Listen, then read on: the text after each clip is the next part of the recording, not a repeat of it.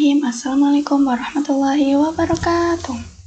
Perkenalkan, nama saya Nur Afifah dari Prodi Agroteknologi semester 5. Baik, di sini saya akan mempresentasikan tugas saya dari mata kuliah Tata Niaga dengan judul Struktur, Perilaku, dan Kinerja Pasar.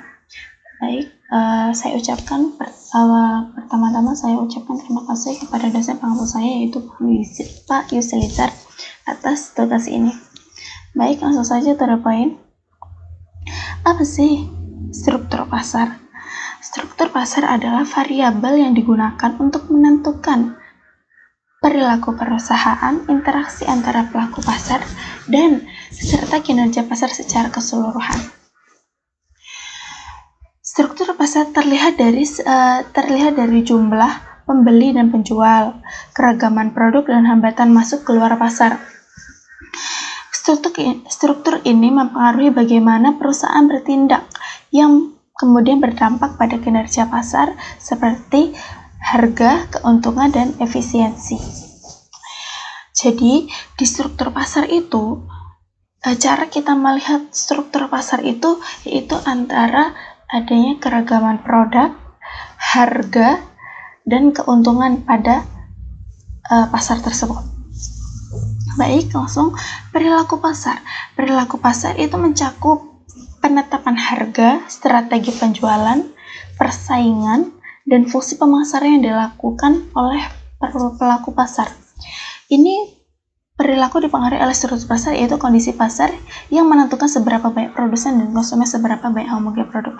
Jadi intinya di perilaku pasar itu kita melihat di situ bagaimana persaingan antara para penjual, dan di situ juga bagaimana para penentuan harga antara masing-masing penjual, dan juga di situ strategi penjualannya bagaimana di dalam pasar tersebut.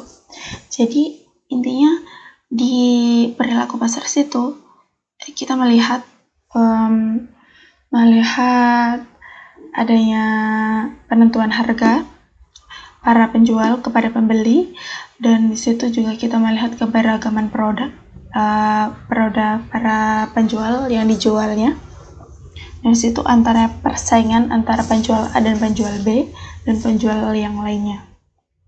Jadi perbedaan antara struktur pasar dan perilaku pasar itu, struktur pasarnya adalah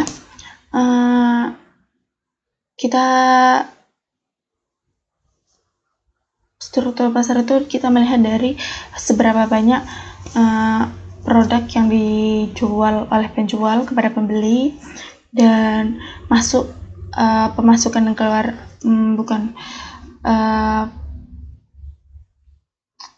bagaimana perilaku perusahaan di dalam pasar itu yang bisa mempengaruhi daya penjualan dan harganya gitu. Dan sedangkan di perilaku pasarnya itu di situ adanya penetapan harga dan persaingannya antara para penjual. Nah, sedangkan kinerja pasar adalah hasil yang dicapai dalam pasar tersebut. Jadi kalau kinerja pasar itu hasil tadi kinerja jual belinya gitu. Biasanya diukur melalui aspek seperti harga produk, keuntungan perusahaan, dan efisiensi pasar. Kinerja ini merupakan hasil dari interaksi struktur dan perilaku pasar. Ada hubungan linear dan saling mempengaruhi antara struktur, perilaku, dan kinerja pasar. Struktur pasar menentukan perilaku perusahaan, perilaku pasar mempengaruhi kinerja perusahaan, dan kinerja pasar juga dapat mempengaruhi struktur pasar di depannya. Secara rangkumannya, struktur pasar itu adalah jumlah pelaku pasar, karakteristik produk, hambatan masuk atau keluar informasi pasar. Dan perilaku pasar itu cara pelaku pasar menentukan harga, berkompetisi, dan strategi pemasaran. Dan kinerja pasar adalah hal yang dicapai dalam jual belinya, dalam harganya tadi, harga yang sudah ditentukannya, seperti itu. Dan di struktur pasar itu ada macam-macam jenisnya.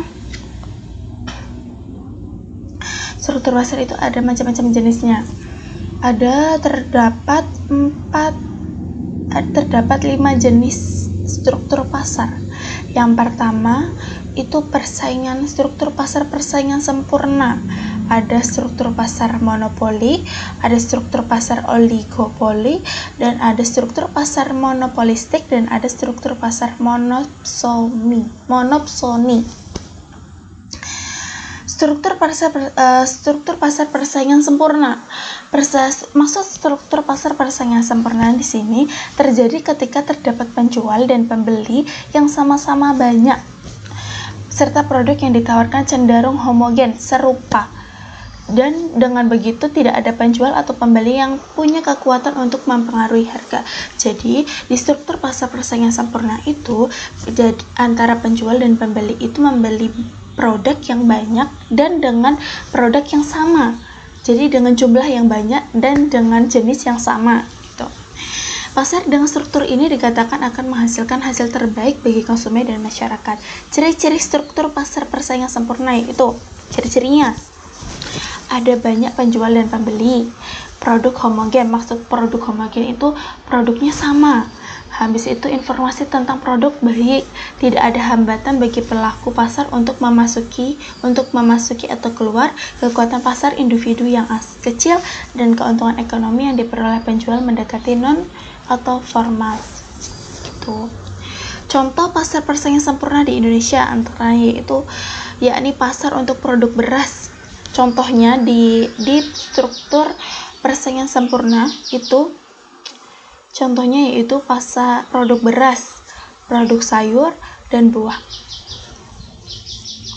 Cukup.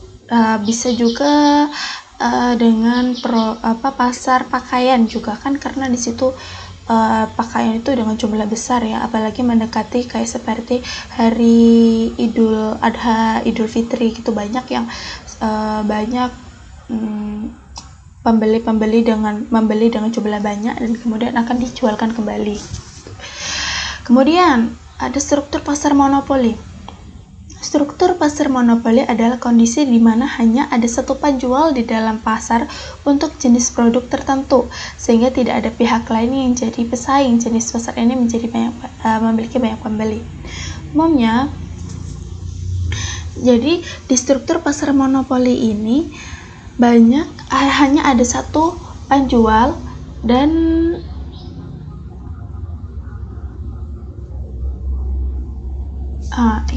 jadi di dalam struktur pasar monopoli ini hanya terdapat satu penjual di dalam pasar tersebut. Ciri-cirinya terdapat satu produsen perusahaan yang menghasilkan produk tertentu. Kedua, produk yang dihasilkan cenderung tidak memiliki produk pengganti. Yang ketiga, ada hambatan untuk masuk ke pasar monopoli. Yang keempat, produsen dapat mempengaruhi penentuan harga produk. Yang kelima, tak perlu mengeluarkan budget untuk promosi lebih. Contohnya, yaitu perusahaan listrik negara, yaitu PLN. Itu contohnya ya.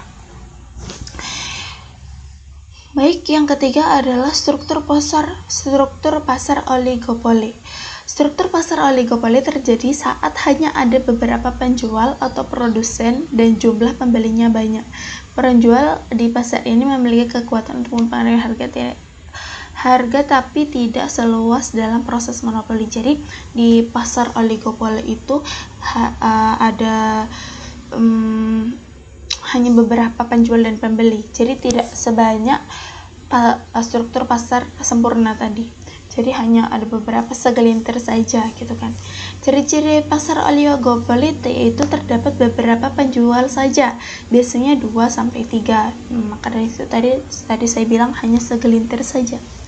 Produk yang ditawarkan bisa homogen atau heterogen. Maksudnya homogen atau heterogen yaitu ada yang sama, ada yang tidak sama gitu.